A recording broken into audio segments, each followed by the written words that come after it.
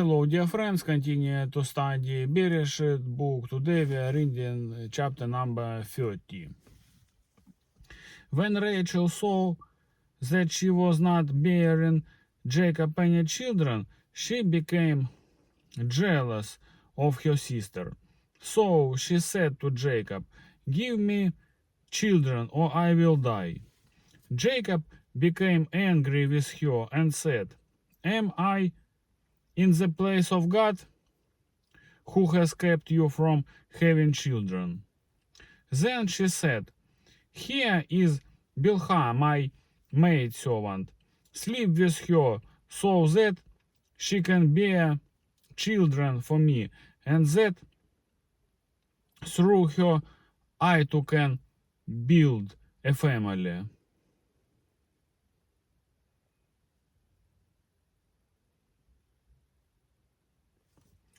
So she gave him her servant Bilhah as a wife. Jacob slept with her, and she became pregnant and bore him a son. Then Rachel said, "God has vindicated me. She has listened to my plea and given me a son." Because of this, she named him Dan. Rachel's servant Bilhah conceived again and bore Jacob a second son. Then Rachel said, "I have had a great struggle with my sister, and I have won." So she named him Naphtali.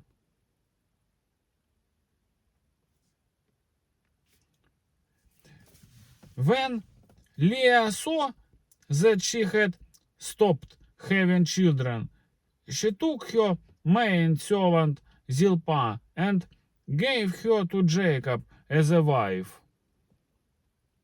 Leah's servant Zilpah bore Jacob a son. Then Leah said, "What good fortune." So she named him Gad. Leah's servant Zilpah bore Jacob a second son.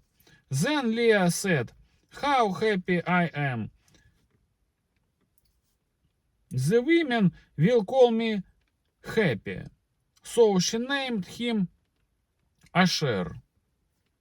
During wheat harvest, Reuben went out into the fields and found some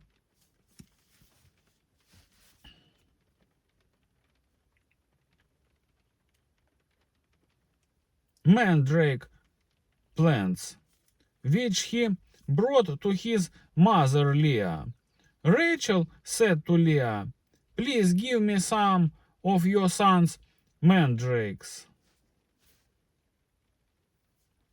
But she said to her, "Wasn't it enough that you took away my husband? Will you take my son's mandrakes too?"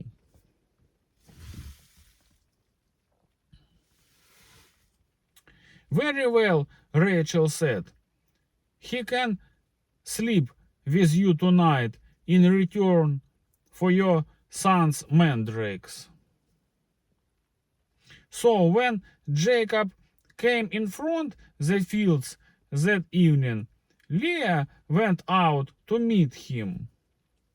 "You must sleep with me," she said.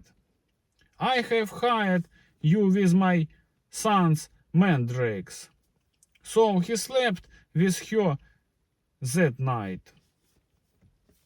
God listened to Leah, and she became pregnant and bore Jacob a fifth son. Then Leah said, "God has rewarded me for giving my maid servant to my husband." So she named him Issachar. Leah conceived again and bore Jacob a sixth son. Then Leah said, God has presented me with a precious gift. This time my husband will treat me with honor, because I have borne him 6 sons. So she named him Zebulun. Sometime later she gave birth to a daughter and named her Dinah. Then God remembered Rachel. He listened to her and opened her womb. She became pregnant and gave birth to a son and said, God has taken away my disgrace. She named him Joseph and said, May the Lord add to me another son. Jacob's flocks increase. After Rachel gave birth to Joseph, Jacob said to Laban,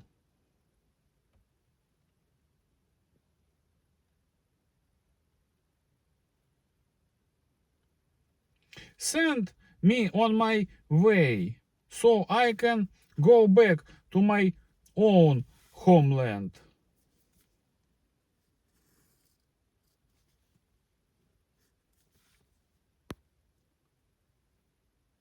Give me my wives and children, from whom I have served you, and I will be on my way.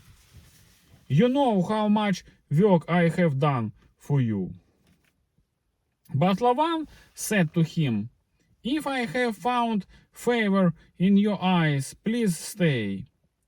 I have learned by divination that the Lord has blessed me because of you.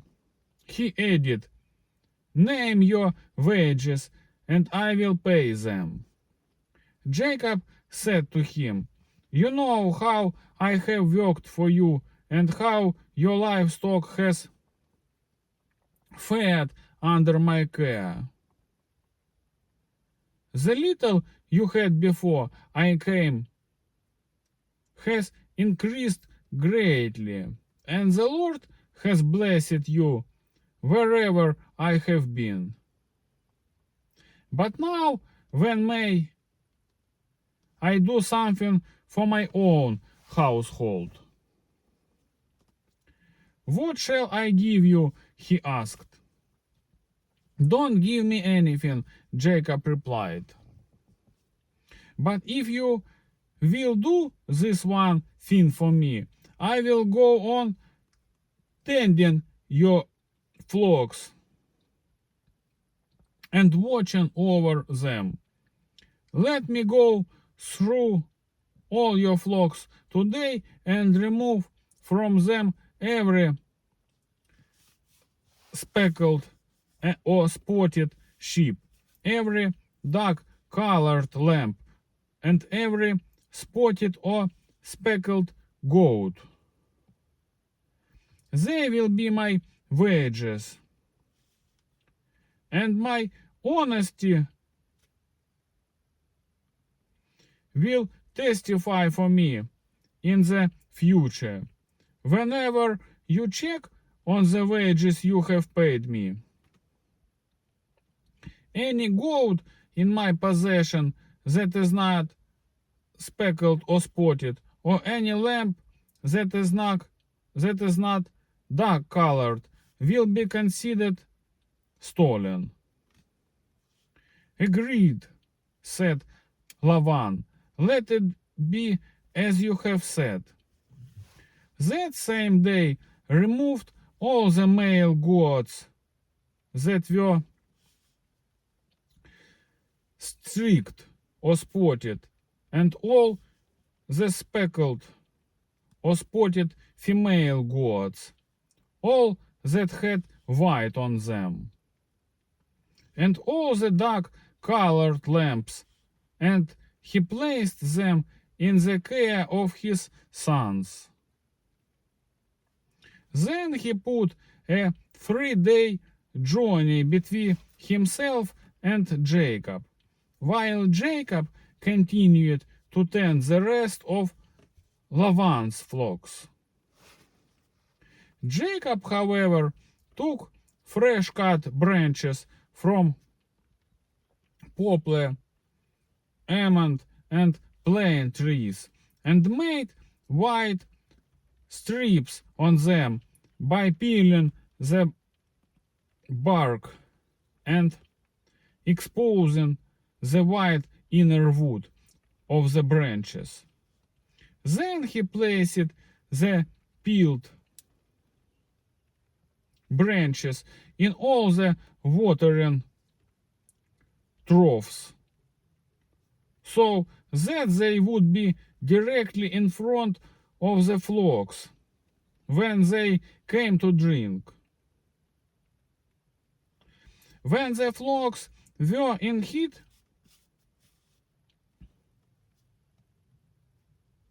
and came to drink, they made it in front of the branches, and they bore young that were streaked or speckled or spotted. Jacob set apart the young of the flock by themselves, but made the rest face the streaked and dark-colored animals that belonged to Laban.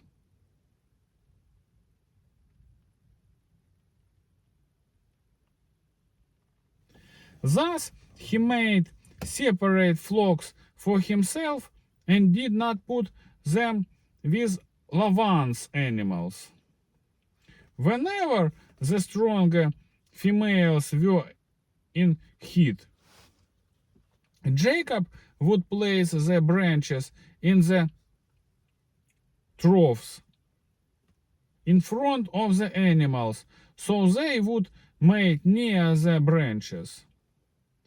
But if the animals were weak, he would not place them there. So the weak animals went to Laban, and the strong ones to Jacob. In this way the man grew exceedingly prosperous, and came to own large flocks, and maid servants, and men servants, and camels, and donkeys. That's all today, my friends. Bye bye.